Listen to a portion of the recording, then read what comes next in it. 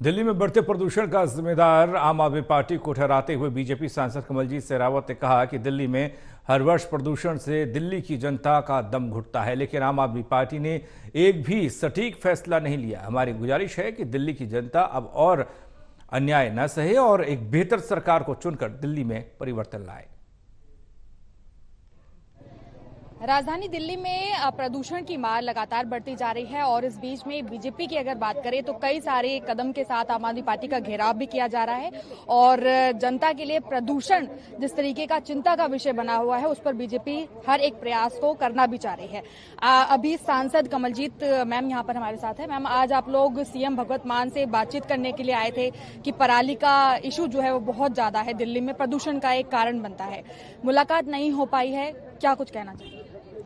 दिल्ली में इस समय AQI 350 के आसपास है।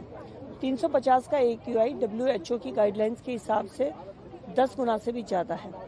अब हालात दिल्ली में ये है कि हर घर के अंदर बीमार हैं और डॉक्टर्स के यहाँ आप जाएंगे तो लाइन लगी हुई है।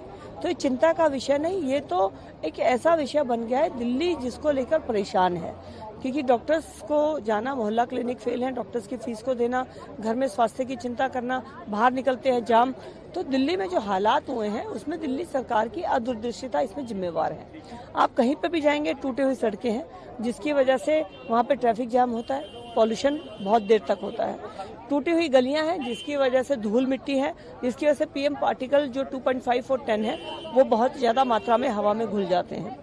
और पानी को देखेंगे तो पानी भी दूषित है। तो कुल मिलाकर दिल्ली के प्रदूषण को कभी भी इस समस्या को हल करने के लिए कोई ठोस नीति नहीं बनाई गई।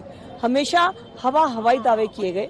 एंटी स्मोक गन एक दिल्ली में लगाई गई जो तकरीबन 70-75 लाख की थी, लेकिन उसकी एडवर्टाइजमेंट में करोड़ों रुपए खर्च कर दिए गए। वो प्रोजेक्ट भी फेल हो गया। पंजाब में उनकी अपनी सरकार आ गई, तब से उन्होंने पंजाब की पराली को जिम्मेवार ठहराना बंद कर दिया। तो दिल्ली के पॉल्यूशन से आज दिल्ली की जनता के घरों में वो परेशानी पहुंच गई है। बच्चे बाहर नहीं निकल सकते, बड़े बाहर नहीं निकल सकते। तो दिल्ली की प्रदूषण की हवा बहुत अपने आप में गंभीर है और दिल्ली की जनता इससे त्रस्त है।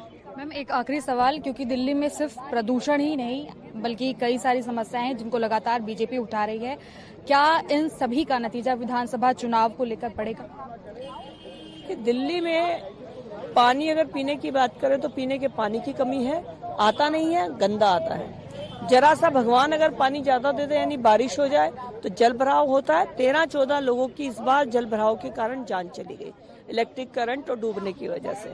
अगर हम बात करें कि दिल्ली में मोहल्ला क्लिनिक टोटली फेल है, वृद्धों की कोई पेंशन बुजुर्गों की नहीं लगी है, राशन कार्ड कोई बना नहीं है, पॉल्यूशन के हालात ये हैं। तो इन सब में दिल्ली की जनता 10 साल से ये सोच रही थी कि शायद समय कम होगा, लेकिन 10 साल का टाइम पीरियड सफिशिएंट होता है किसी भी काम को करने के लिए। और मुझे लगता है दिल्ली की जनता अभी भी, लोकसभा में भी उन्होंने भारतीय जनता पार्टी के 7 सांसदों को जिताया और अभी भी विकास की राजनीति के नाम पर और विकास के साथ चलने के लिए वो भाजपा को वोट देंगे और दिल्ली में आम आदमी पार्टी को उनके किए हुए कर्मों का जवाब मिलेगा।